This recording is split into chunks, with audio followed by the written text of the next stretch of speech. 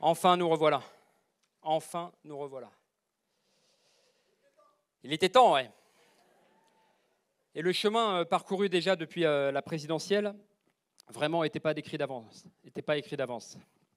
Et il y en avait beaucoup qui pensaient que la gauche et les écologistes étaient parfaitement incapables de s'entendre, qu'ils étaient même irréconciliables. Et bien, ceux qui disent ça, ils sont chez Macron et on ne s'en plaint pas du tout.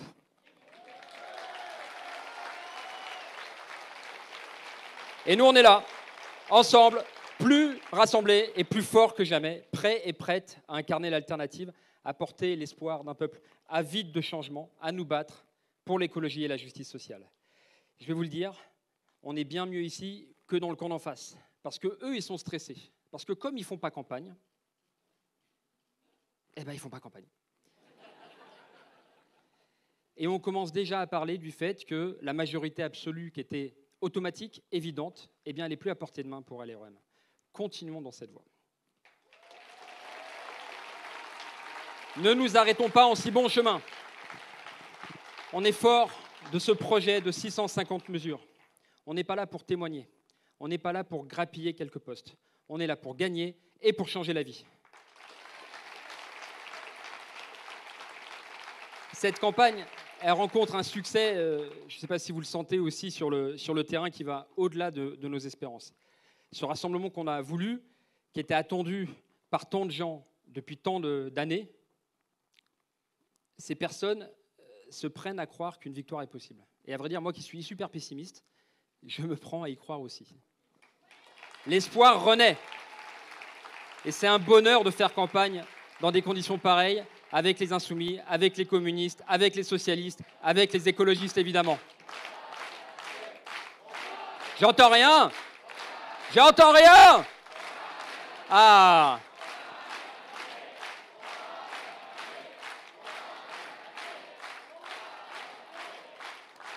Que c'est beau.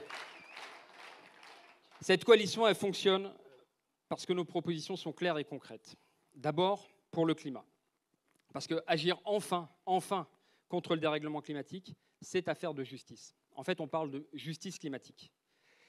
Justice entre les générations d'abord, parce que les générations futures, si on n'agit pas, elles sont condamnées à subir. Donc agir aujourd'hui, c'est permettre qu'elles puissent choisir leur vie et vivre dignement, pleinement. C'est aussi affaire de justice entre les populations de la planète, parce qu'on sait que ce sont les pays les plus pauvres, les plus vulnérables, qui émettent le moins et qui sont les premières victimes de tous les dérèglements climatiques. C'est le Bangladesh, par exemple, qui émet très peu et évidemment qui serait le premier impacté par la montée des eaux, avec les États insulaires. Mais c'est aussi évidemment le Mali ou tout le Sahel, frappé directement par la sécheresse. C'est aussi une question de justice en France, parce que ce sont les plus riches qui polluent le plus, tout en payant moins d'impôts. On nous a souvent fait la leçon et on nous parle de l'avion, on ne parle jamais des jets privés, et encore moins, moi, de ce transport qui me rend complètement dingue. Nice-Monaco. En bus, c'est 4,25 €. Mais il y en a toutes les heures, en hélicoptère. 6 minutes, 600 €. Qui pollue le plus? Et donc, agir pour le climat, c'est affaire de justice sociale. Parce que quand on rénove, c'est une question de justice sociale, d'abord et en premier lieu pour les plus précaires, zéro avance, zéro reste à charge, comme le proposait la Convention citoyenne pour le climat et comme le propose la Fondation Abbé Pierre. Quand on permet des cantines bio, eh bien, clairement, on permet aux gamins, même ceux dont les parents n'ont pas beaucoup de sous, de pouvoir manger sainement, correctement. Et quand on lutte contre la pollution, c'est affaire de justice sociale.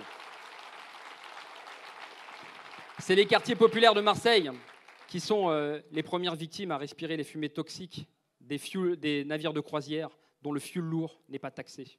Justice climatique, justice fiscale. C'est les habitants du 93 ou du Val d'Oise qui subissent les nuisances, la pollution et le bruit de tous ces jets privés du Bourget qui ne sont pas taxés non plus, parce que le kérosène n'est pas taxé. Justice climatique, justice sociale, justice fiscale. Et c'est évidemment les habitants de la Porte de Bagnolet, quartier le plus pollué d'Europe, qui a été complètement abandonné par le gouvernement, au point que c'est l'Europe qui a condamné la France pour inaction climatique ou protéger sa population à l'égard de la pollution. Et ainsi de suite. Et ainsi de suite. Je pourrais continuer très longtemps. Quand une catastrophe survient, vous vous souvenez peut-être de Lubrizol, C'est les logements sociaux à côté, en banlieue de Rouen, qui sont les premiers impactés. Et évidemment, quand c'est un scandale sanitaire sans nom comme le chlordécone, qui pollue les corps et les terres polluées pendant 700 ans, eh bien évidemment, c'est l'outre-mer qui est le premier impacté, c'est les populations les plus vulnérables, les premières victimes de l'inaction climatique. D'où l'idée d'un impôt de solidarité sur la fortune climatique.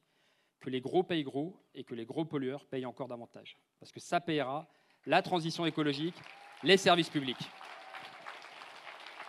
Et également, faire reconnaître enfin le crime d'écocide. Ça peut tout changer.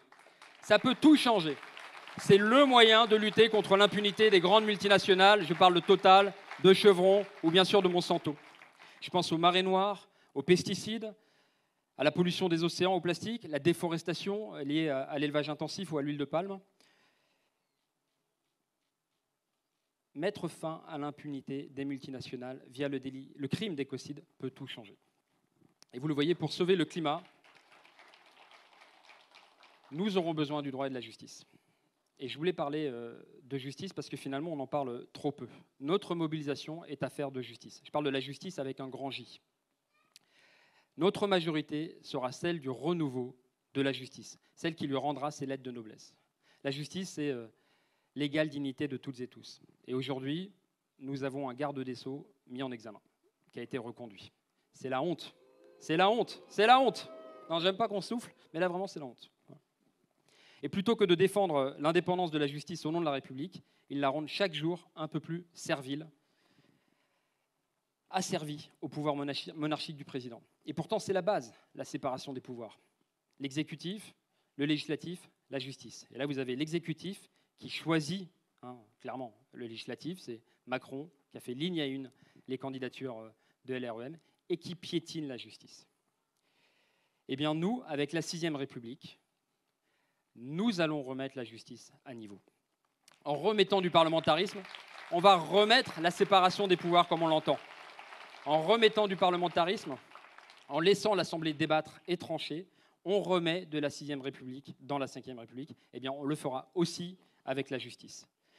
La justice dans la 6ème République, dans la 5e République, c'est la suppression de la Cour de justice de la République. Vous ne connaissez peut-être pas, c'est la Cour qui en gros sert à ne pas juger les ministres. C'est-à-dire que même quand ils sont condamnés, ils sont dispensés de peine.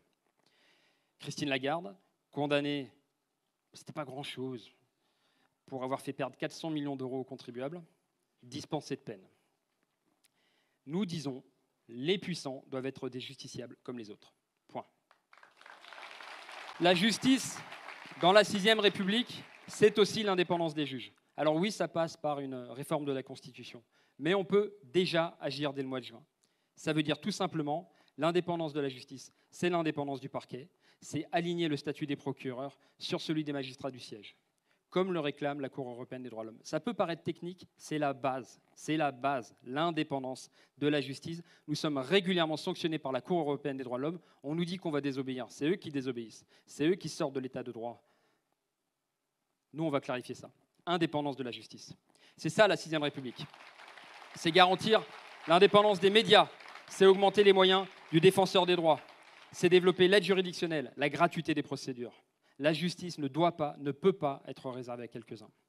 C'est aussi, bien sûr, lutter contre l'impunité de fait des violeurs et des auteurs de violences sexistes et sexuelles. C'est sanctionner réellement les discriminations, que ce soit l'inégalité salariale femmes-hommes,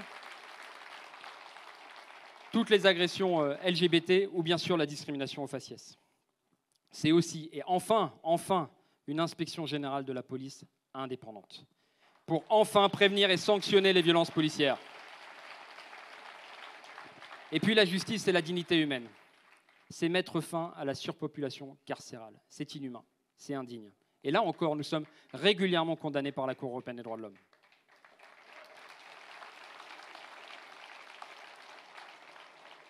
La dignité humaine, est-ce que vous savez que dans ce pays, on enferme des enfants en centre de rétention administratif? C'est le résultat de la loi Asile et Immigration, portée au gouvernement par Gérard Collomb et à l'Assemblée par Élise Fagellès, contre qui je me présente dans le 3e et 10e arrondissement. Je ne sais pas comment ces gens-là peuvent se regarder dans la glace. Parce que on parle d'enfermer des enfants. Je ne sais pas si on mesure ce que ça veut dire. Et ce n'est pas des faits isolés. Hein.